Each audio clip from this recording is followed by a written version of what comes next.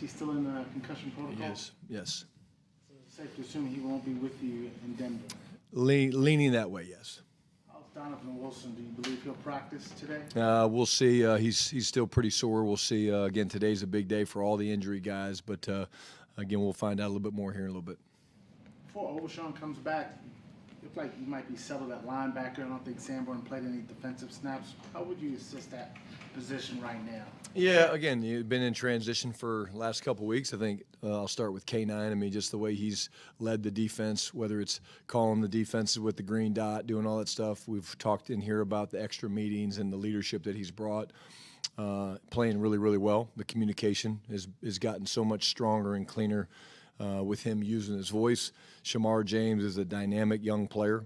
The ability to make plays when he's out there, the ability to dissect things and run around and make plays. You saw us use him some with different blitz packages last week. Both those guys are both very good blitzers. And but as we all know, man, this is a business where next man up is real. And so I don't think anything's ever settled, and I've learned that along the way. And that's why you have great depth, and that's why you practice and you rotate and you cross-train guys, because at the end of the day, you never know when someone's number is going to get called. Clarence Hill, DLLS Cowboys. Hi, Coach. Hi. Diggs, any added details on what happened accident at home? Missing 2 games because of an accident at home. It's kind of curious. Yeah, no, I mean, again, what I can report, he's still in the protocol. Again, when you guys get an opportunity to talk to Trevon, you can talk to him. We have more information, but I'll let him when he's ready and able to talk about it. Can you talk about the other cornerbacks, how you used the cornerbacks last week, how they stepped up, certainly, and what you're seeing from Elam and how he's developed and grown since the start of the season? Yeah, well, again, I'm going to start with Deron just because, like I said, I think he played maybe his best football game that I've seen him play. Again, I wasn't as focused on it when I was a consultant, but played dynamic. I mean, he was incredible, got a game ball. Just the way he played was amazing. Kyer, continues to show development. He's still a young player. His ability to play, man-to-man and then support some things in the run game. There's some fundamental things we're still working with him on in terms of staying engaged and some alignment stuff where he can play a little bit tighter. We're excited to see the progress that he's made even just this week alone. This has been a big week of us preaching fundamentals and techniques, and and then Triquez Bridges was, excellent last week. Here's a guy that we saw as final cuts came down. We studied the film, we grinded on it, and his length and composure and confidence does jump off the film. And and then you got guys like Kalen Carson and Vaughn getting back to practice. It was cool to see him yesterday playing some stuff on the scout team. So again, it's like I said, it's a good group. Bland in the slot, Triquez, is that more about what's best for Bland, or did Triquez jump up and say this guy's good outside? And it's the flexibility of Deron. Deron's just got so much flexibility to play inside, outside. I think he's the guy that we just trust in that spot, and he has the most training in that spot. Brian Todd Archer with ESPN. Is IR a possibility for Trevon? Yeah, I mean, we're going to keep all options open. I don't want to get too far ahead of this thing. I mean, all injuries are different, and you never really know how these things are going to play themselves out. But again, we got to do what's best for the team, and that'd be a little premature to say that, but we'll see. And then with Wanye, we saw him yesterday wearing some glasses. What's the issue that it says migraines? Is he having vision problems? It's the same thing, Todd, that he kind of dealt with in training camp, and so again, I know that Wanye is and our doctors are kind of doing a great job of trying to get to the bottom of it. But yeah, there's some migraines and some things that comes up with his vision from time to time. And again, player safety to us is everything, and we're not going to put a guy in a position to go out and do anything dangerous and harmful.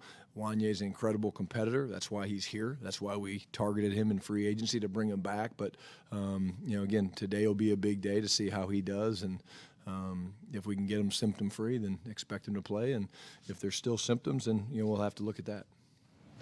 John Machota with The Athletic. With Cooper Beebe, I know it's only been a few days of practice, but just what have you seen from him? Yeah, it's good for him to get back out there moving around. he did a great job of rehabbing to come back from this thing, but until you start leaning on 350 and 330-pound men and having to combination block and things like that, you don't really know. I'd say he's done a nice job. We'll find out more today and make a decision probably after today. The good news is if for some reason he doesn't go, I'm not saying he's not going, but we obviously have a ton of confidence in Brock. He's played a lot of football, but Coop's doing everything in his power to get back. But we just got to, again, do what's best for his safety and health, and also what gives us the best chance to win, because there is a ramp-up process when these guys come back off of injuries that you don't just throw them back out there to the fire. Nick Harris, 4-Star Telegram. What kind of expectations do you guys have for Savon Rebel this season whenever he is cleared to be activated on the roster? Yeah, I mean, there's no expectation. The expectation is to come in and compete every day, Nick. I mean, that's what we're all about. And he competed, his butt off yesterday, and I was proud of it. He didn't, look. He didn't look out of place at all. The speed jumps off the film. The confidence and press jumps off the film. But it's more about the story of how much he's put into getting back. But I'm not going to put that type of pressure on that young man. He's a terrific young man coming from a small school. Great traits, great kid, great work ethic.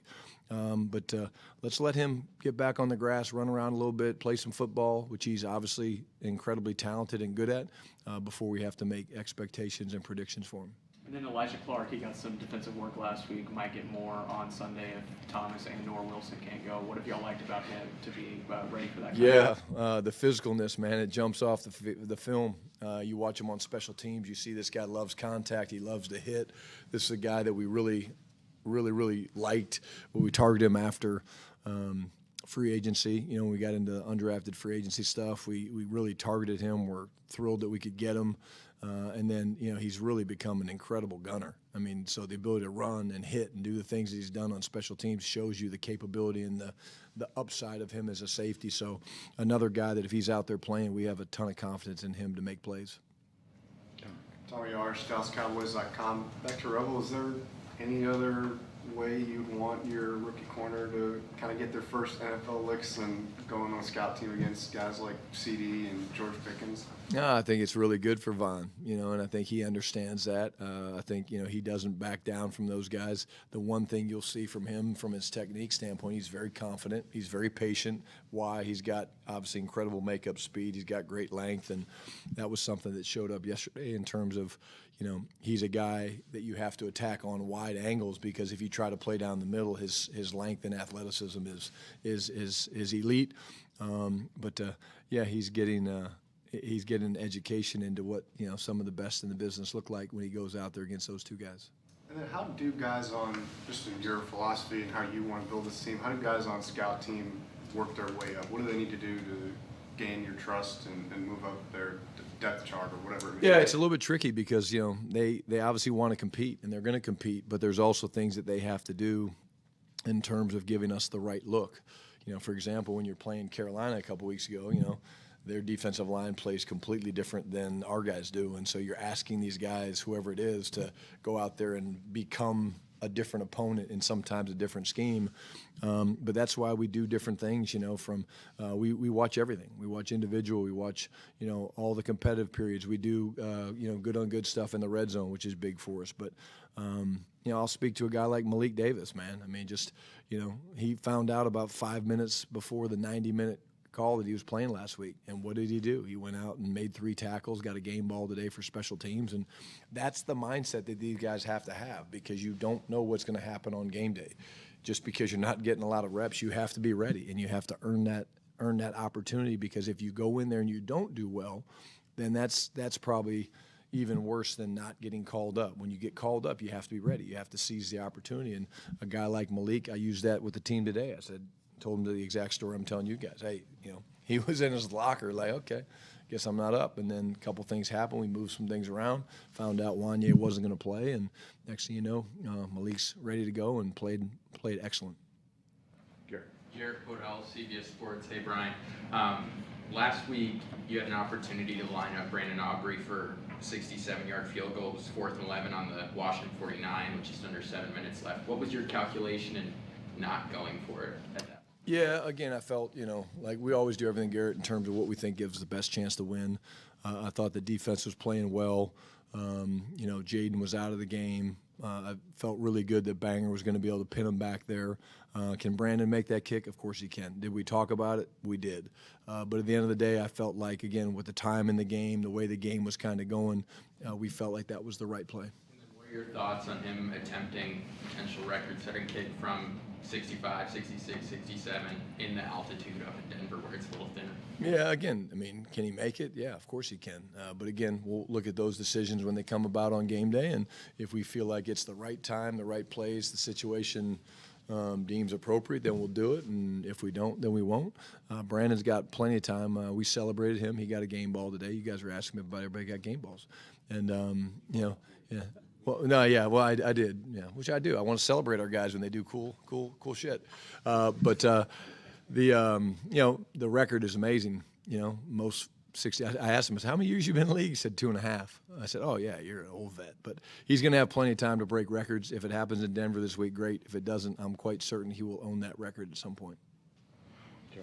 Joe Hoyt, Dallas Morning News. You talked last week about being in Matt Eberflus's shoes amidst kind of a struggle and a stretch like that. When you have a performance then like you did, or he did this past week, what does it do not only for a coach's confidence, but the confidence that the players have in him?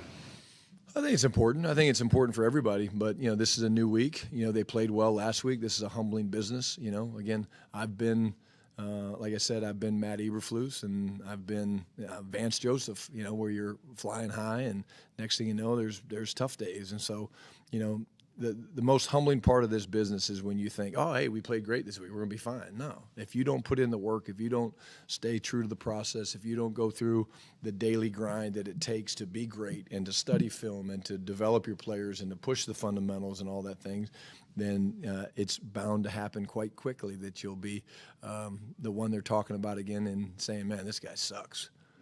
Yeah, I know each week is different too, and obviously pointed to analytics being a kind of a core part of running man against Washington.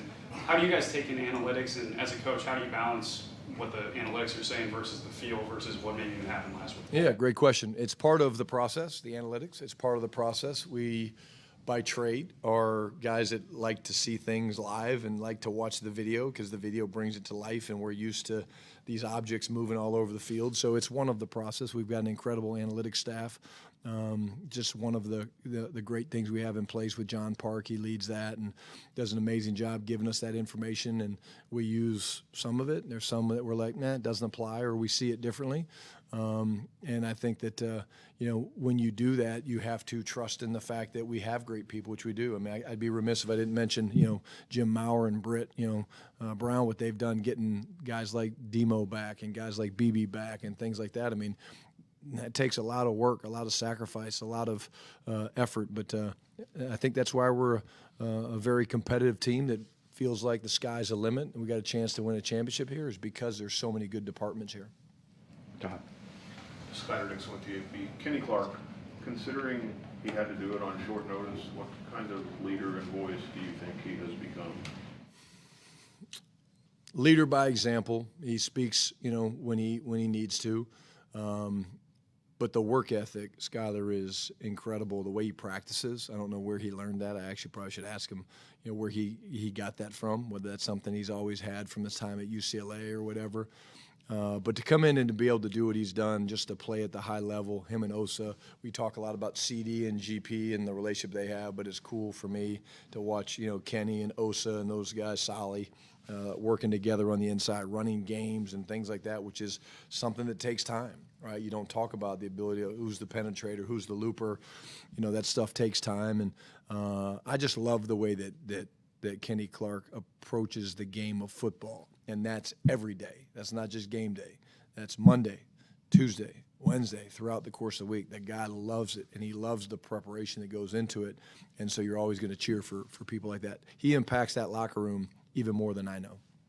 One more quick one, Todd. Sean Payton was talking this week that you guys shared a beach house. I don't know if that's actually a thing, but did you share one? Did you guys live next to each other down? We both had homes in an area down on 38, where my wife is from, down there, and so we have had a lot of cocktails, a lot of shotties, and told a lot of stories on the beach, and then we've spent some time together in different areas vacationing. We kind of run with some of the same people, and he's a good man, great coach. He's been great for me. He's was a great sounding board for me this past summer. Just some of the stories and things I've asked him, looking for advice, and it'd be good to see him on Sunday. Alrighty, thank you. Thanks, guys.